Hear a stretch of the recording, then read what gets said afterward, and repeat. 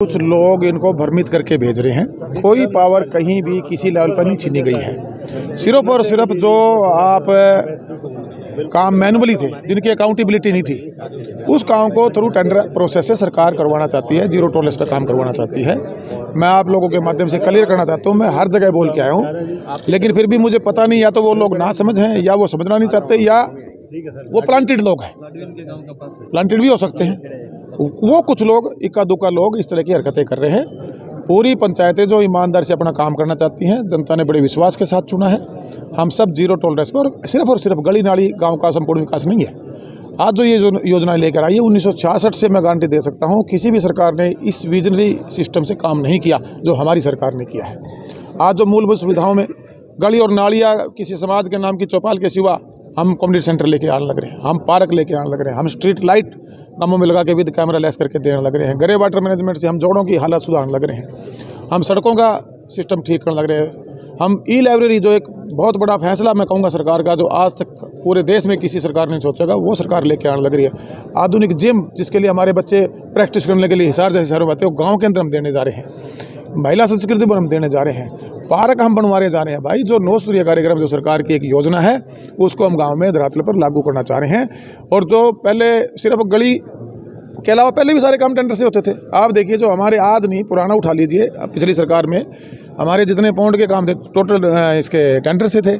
हमारी बड़ी बिल्डिंगें, जिला परिषद की बिल्डिंगें बनी हमारे ग्राम से, वो टेंडर से थे। मैनुअली सिर्फ वो गली की ईंटें लगती थी।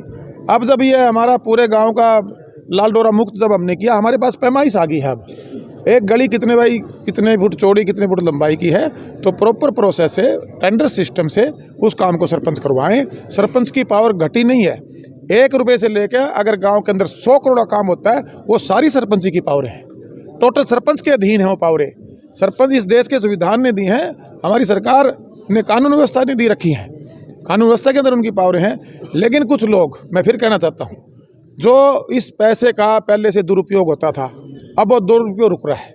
उस दुरुपयोग पैसे का जो करना चाहते हैं, ये तकलीफ मेरे उन कुछ भाइयों को हो सकती है, जहाँ तक मेरा मानना है। और मुझे लगता है कि उनमें वो सरपंच खुद हो भी ना, हमारी जो बहनें बनी हो सकता है उनके घर से आ रहे हो, या कुछ इलेक्शन का मेरे सामने कुछ चर्चाएं आ रही थी, जी बोले जी हमने तो ये लगा लिया। भाई, लगा लिया तो इसका मतलब थोड़ी है लगा लिया तब लूटोगे प्रदेश के जनता के पैसे को।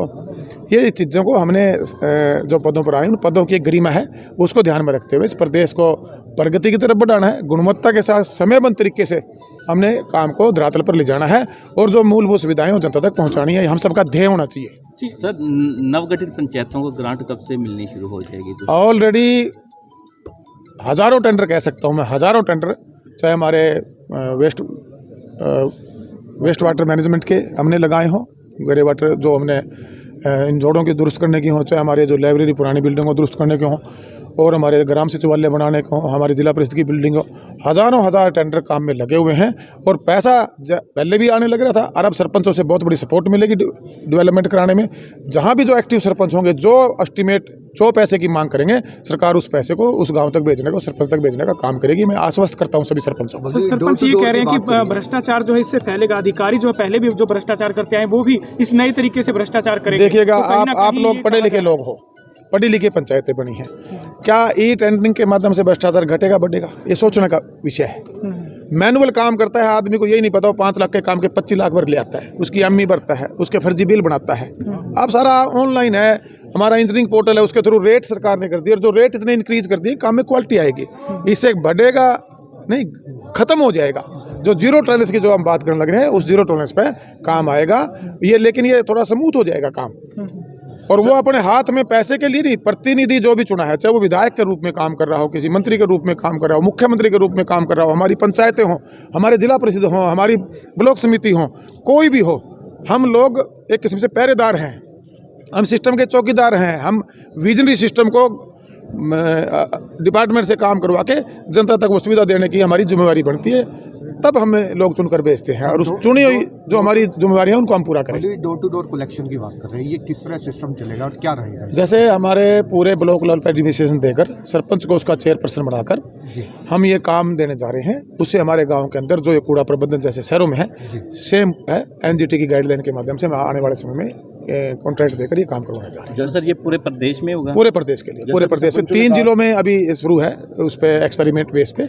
बहुत जल्दी इसको हम पूरे कौन प्रदेश से सब 3 जिले? अभी कुछ फतेहाबाद, करनाल, ऐसे 2-3 जगह हमने चलवाया हुआ है डिपार्टमेंट। जैसे अभी सरपंचों ने कहा कि अगर हमारी मांगे नहीं मानी गई तो गांव का विकास नहीं होएगा। नहीं, गांव का विकास नहीं होगा, गांव वाले रिकॉल उसमें चले जाएंगे। अगर वो अपने लालच के लिए गांव का विकास रोकेगा तो कानून बनाया हमने, आपको वापस बुला सकते हैं। राइट टू रिकॉल के माध्यम से गांव की जनता, अगर वो जेब भरने का पैसे की हाथ में लोग खड़े हुए हैं, मैं उन गांवों में जाऊंगा, उन गांवों को आगाह करूंगा कि आपके दी हुई वोट का दुरुपयोग करने पे आदमी उतारू हैं, आप रिकॉल कीजिए। जनता अपने आप उनको वापस बुला लेगी और दोबारा चुनाव कराएंगे। दोबारा चुनाव कराने का हम काम करेंगे। अगर जनता को लगा कि ये इंटेंशनली मेरे गांव का विकास नहीं होने दे रहा, अपनी जेब भरने के लिए यहाँ लड़ाई लड़ रहा है, जेब भरने की लड़ाई नहीं है, विकास की लड़ाई है, विकास की लड़ाई में सरकार के साथ खड़े हो, ये मेरा अनुरोध है सभी सुने प्रतिनिधियों से। जी सर, ये भी कह रहे हैं कि सरकार का और नेताओं का भी विरोध करेंगे अगर वो गांव में आते हैं तो, जो सरपंच बाहर खड़े हैं। कानून व्यवस्था इस देश में वो दुरुस्त रखेंगे हम। ठीक है सर, तो थैंक आखिरी मैसेज क्या देना चाहेंगे तमाम सभी डेवलपमेंट में साथ दें, ये मेरा अनुरोध है।